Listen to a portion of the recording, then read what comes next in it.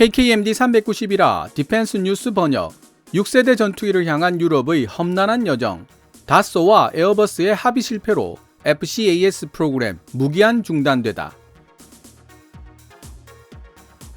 미국이 개발 중인 차세대 공중우세기 NGAD, 영국이 이탈리아, 스웨덴과 협력하여 개발하고 있는 BAE 템페스트와 더불어 프랑스, 독일, 스페인이 개발하려고 하는 6세대 전투기가 바로 미래 전투기 시스템 FCAS입니다. 하지만 미국의 NGAD를 제외한 나머지 6세대 전투기들은 이제 겨우 개념을 잡아가는 단계에 있습니다.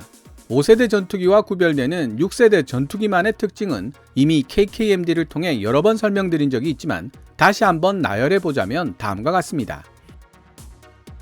첫 번째, 인공지능 Artificial Intelligence. 두 번째, 유무인 복합기술 MUMT. 세 번째, 마하 3 이상의 속도가 가능한 극초음속 엔진. 네 번째, 고성능 네트워크 기능으로 완전 통합된 전투 네트워크. 6세대 전투기 개발을 논의하면서 한 가지 주의해야 할 부분은 6세대 전투기의 시제기가 만들어지는 시기와 그 시제기에 인공지능 및 유무인 복합기술 그리고 고성능 네트워크 기능을 통합시키는 시기 사이에는 기술적 성숙도가 미치지 못한 분야가 많아 상당한 시간적 간격이 있을 수밖에 없다는 사실입니다. 6세대 전투기 개발에는 엄청난 자본과 전문 인력이 필요하기 때문에 미국을 제외하고서는 최소 3개 이상의 나라들이 공동으로 출자하여 개발하기로 합의가 되었습니다. 그러나 사공이 많으면 배가 산으로 갈 수도 있는 법. 미국이 단독으로 개발하고 있는 NGAD를 제외한 나머지 템페스트와 FCAS는 여러가지 크고 작은 지연에 시달리게 될 개연성이 높은 것이 사실입니다. 실제로 군사 전문지 디펜스 뉴스는 2022년 3월 5일 프랑스와 독일 그리고 스페인이 공동으로 개발하기로 합의했던 미래 전투기 시스템 FCAS가 다쏘와 에어버스의 의견 불일치로 연구 개발 과정에도 진입하지 못한 채 무기한 표류하게 되었다고 전했습니다. 세 나라 정부 간 합의는 성공했지만 실제 개발을 담당하게 될 협력업체 수준에서 합의가 이루어지지 못하고 있다는 뜻이죠. 먼저 디펜스 뉴스가 2022년 3월 5일에 게재한 기사부터 번역해 본 뒤 이야기를 이어나가 보도록 하겠습니다. 기사 원문은 노란색 글자로 표시됩니다. 주요 업체들이 합의점을 찾지 못하면서 유럽이 추진하고 있는 핵심 무기 개발 프로그램 중 하나가 교착 상태에 빠졌다고 방산업계 고위 관계자가 지난 3월 5일 밝혔다. 2040년부터 프랑스, 독일 및 스페인에게 새롭고 다양한 군사적 역량을 제공하기 위한 의도로 착수된 미래 전투기 시스템 FCAS 프로그램은 아직 연구 개발 단계에 진입하지도 못했으며 업계 협력사들이 주요 작업에서 역할 분담과 비용 문제를 타협하지 못한다면 계획된 일정보다 뒤처질 위험이 있다. FCAS 프로그램에 참가하는 주요 3개 업체에 속하는 에어버스와 다쏘 두 회사는 R&D와 관련된 페이지 1B를 시작하기 위한 계약에 합의하지 못했으며 그 결과 2027년까지 FCAS 시제기를 제작한다는 계획에도 큰 차질이 발생할 것으로 보인다고 다쏘의 최고 경영자 에릭 트라피에가 3월 5일 열린 실적 보고서에서 언급했다. 우리는 에어버스와의 계약을 성립시키기 위해 할 수 있는 모든 일을 했고 이제 남은 일은 에어버스의 서명을 기다리는 것뿐이라고 에릭 트라피에 다쏘 CEO가 말했다. 이제 공은 상대편에게 있습니다. 트라피에는 페이즈 1B 계약은 프랑스 군수조달청인 DGA에 의해 준비되어 왔으며 다쏘는 에어버스가 서명하기를 계속 기다려왔지만 이제는 더 이상 기다리지 않기로 했다고 말했다. 다쏘는 FCAS 프로그램에 대한 프랑스 산업체들의 참여를 주도하고 있는 반면 에어버스는 독일의 산업체들을, 인드라는 스페인의 산업체들을 대표하고 있다. 그러나 인드라는 지난 금요일 이 사건에 대한 언급을 회피했다. 몇 달째 진전의 기미를 보이지 않고 있는 새 업체들 간의 이번 협상은 FCAS 프로그램을 완전히 중단시킬 수 있는 위험을 안고 있다. 트라피에는 yes 혹은 no의 의사표시를 명확하게 말해야 하는 순간이 있다며 그의 개인적인 의견으로는 이번 논쟁이 너무 오래 지속되었다고 말을 이었다. 트라피에 다쏘 CEO에 따르면 이번 논쟁은 차세대 전투기 개발의 선두주자인 다쏘가 FCAS 프로그램에서 어떤 역할을 맡을지에 대한 논의에서 비롯되었다. FCAS 프로그램은 크게 7개의 기술 분야로 나누어지는데 특정 기업이 하청업체들의 협조 아래 개별 분야를 책임지고 개발하는 형태로 진행된다. 다소는 신형 전투기 개발을 책임지고 있으며 에어버스는 신형 클라우드 시스템 및 스텔스 기술, 그리고 로열 윙맨이라고 불리는 원격 무인 드론 설계를 주도하고 있다. 사프란이 FCAS에 장착할 새로운 엔진을 만드는 동안 인드라는 센서 시스템 분야 개발을 이끌기로 약속되어 있다. 트라피에는 디펜스 뉴스에게 FCAS 개발 프로젝트의 리더이자 가장 핵심적인 계약자는 당연히 다소가 되어야 한다고 말했다. FCAS 프로그램을 지원한다는 명분으로 추가적인 요구사항들이 늘어났지만 저는 이렇게 말했습니다. 서로 간에 넘지 말아야 할 선이 분명히 있다고 말입니다. 에어버스에 따르면 이 쓸데없는 소동의 원인은 결국 공정성이란 단어로 요약된다.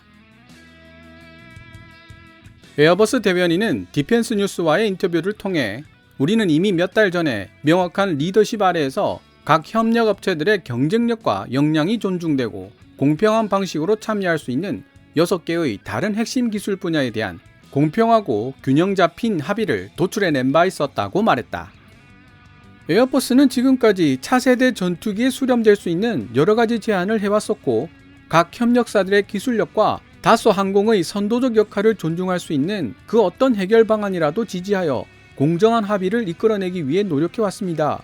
우리는 FCAS와 관련된 6가지 기술 분야와 마찬가지로 차세대 전투기 프로그램에서 프랑스, 독일, 스페인이 합의했던 협력 원칙들이 존중되기만 한다면 해결 방안을 반드시 찾아낼 수 있을 것이라 확신하고 있습니다. FCAS 프로그램의 이해 당사자들은 오랫동안 페이즈 1B 계약이 성립되기를 기다려왔다.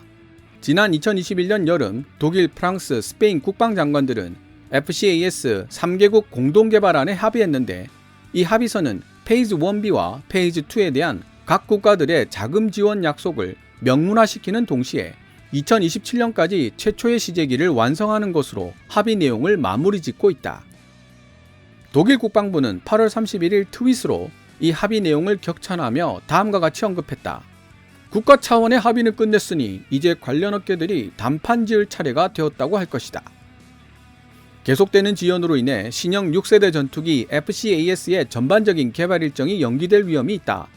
한편 다소 항공 최고 경영자 트라피에는 시제기 제작 작업에 투입될 예정이었던 다소 기술자들을 회사 내 다른 부서로 재배치했다고 전했다.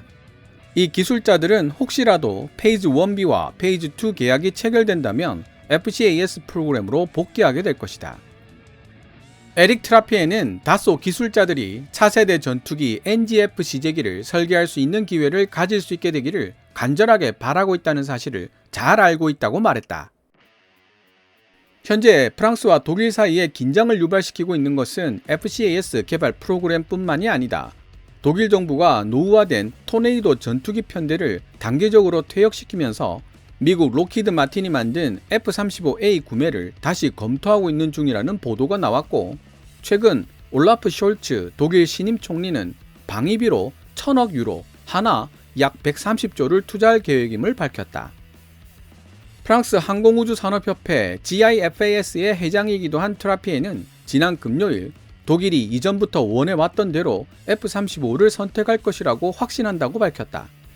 그는 독일 정부가 유럽산 전투기를 사야 할 필요성을 역설하는 바이 유로피언을 언급하고 있지만 이는 말로만 하는 립 서비스에 불과하며 독일인들은 현재 미국으로부터 전술 핵무기 투발 임무를 수행할 수 있는 F-35A를 구매하라는 압력을 받고 있다고 주장했다.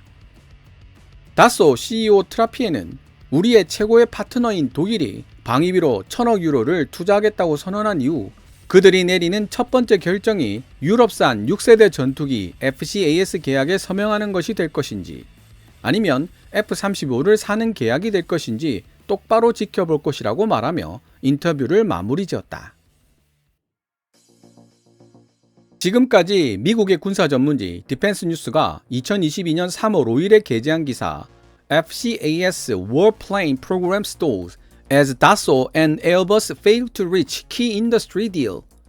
다소와 에어버스가 주요 산업 계약 합의 도출에 실패하면서 FCAS 전투기 프로그램이 완전히 중단되다를 번역해 보았습니다. 영국과 이탈리아, 스웨덴이 공동 개발하고 있는 템페스트나 프랑스, 독일 그리고 스페인이 공동 개발하려 하는 FCAS 모두 5세대 전투기 개발 과정을 생략한 채 진행되고 있다는 공통점을 지니고 있습니다. 그에 비해 미국은 5세대 전투기 F-22와 F-35를 개발한 경험을 바탕으로 NGAD를 개발하고 있다는 차이점이 있죠. 개인적으로 5세대 전투기 개발 경험 유무는 앞으로도 많은 차이를 불러올 것으로 예상하고 있습니다. 5세대 전투기들은 4세대나 4.5세대 전투기들이 지니고 있지 못한 뛰어난 스텔스 성능과 데이터 융합 능력을 기본적으로 지니고 있기 때문입니다. 여기에 인공지능, 유무인 복합기술, 고성능 네트워크 등을 통합시키면 6세대 전투기로 분류가 가능하지만 2000년 이전에 설계된 4세대나 4.5세대 전투기들은 대부분 스텔스 기능을 염두에 두지 않은 설계를 지니고 있기 때문에 6세대 전투기와 아무런 접점을 찾을 수가 없습니다. 이런 점에서도 KF-21 보라매는 상당한 잠재력을 지니고 있다고 평가될 수 있습니다. 처음부터 스텔스 성능을 염두에 두고 설계되었다는 점에서 기존의 4.5세대 전투기들과는 확실하게 차별되는 장점을 지니고 있기 때문입니다. 업계 정보통에 따르면 KF-21 보라매를 양산하게 되는 2026년 이전부터 KF-21 보라매를 업그레이드할 수 있는 여러가지 방안들에 대한 연구개발이 시작될 예정이고, KF-21 보라매의 기본 설계를 유지하면서도 내부 무장창의 크기를 확대하고 차후 업그레이드를 위한 공간을 확보할 수 있도록 전체적인 크기를 키운 차기 전투기에 대한 연구도 이미 시작된 것으로 알려지고 있습니다. 만약 KF-21 보라매가 5세대 전투기로 진화를 하게 된다면 그 과정에서 얻은 데이터들은 템페스트나 FCAS가 가지고 있지 못한 소중한 보물이 되는 셈입니다. 디펜스 뉴스의 기사를 보면 FCAS의 경우 2040년에 실전 배치를 목표로 하고 있었다는 사실을 알 수 있는데요. 다소와 에어버스의 극적인 합의가 이루어지지 않는 한 FCAS의 등장은 2040년은 한참 넘어야 가능할 것으로 보입니다. 영국의 템페스트도 일본의 F3 고질라도 이제 겨우 첫 발걸음을 뗀 상태이니 어떤 복병을 만날지 알 수 없는 일입니다. KF-21 보라매도 이제 겨우 4달 남은 준비 과정을 잘 소화해내서 멋지게 시험 비행을 성공시켜야 할 필요가 있습니다. 업계 관계자들로부터 차질 없이 준비가 되어가고 있다는 소식을 들었는데요. 기대해봐도 좋을 것 같습니다. 오늘 KKMD에서 준비한 내용은 여기까지입니다. 좋아요와 구독 신청은 제작자에게 큰 힘이 됩니다. 방송된 내용들은 KKMD 블로그에서도 읽어보실 수 있으며 구글 검색창에서 KKMD를 검색하시면 됩니다. 또한 후원 멤버로 가입해 주시면 영상 제작 지원과 더불어 업로드된 영상을 더 일찍 만나보실 수 있습니다. 지금까지 시청해 주셔서 감사합니다. Kevin's Military Channel KKMD